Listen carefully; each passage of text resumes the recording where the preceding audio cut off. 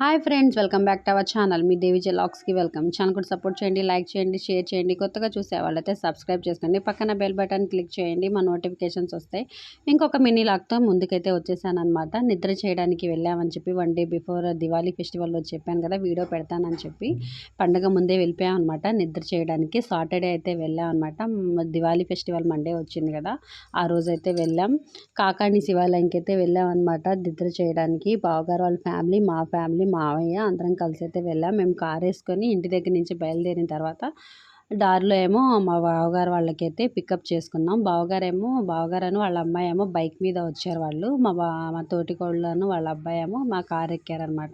అందరం కలిసి అక్కడే రూమ్ తీసుకున్నాం. గుళ్ళోనే రూమ్ తీసుకుందాం అనుకున్నాం, కానీ గుళ్ళో ఏమో రూమ్స్ బాగోలేదు, మాకైతే నచ్చలేదనమాట. గుడికి బయటకు వచ్చేసి గుడి ముందే అక్కడ రూమ్ ఉంటే తీసుకున్నాం అనమాట. నైట్ నిద్ర చేసేసి మార్నింగ్ 3 o'clockకి లేచి స్నానాలు అవి చేసి అందరం రూమ్ నుంచి బయటకు వచ్చేసరికి 5 o'clock అయిందనమాట.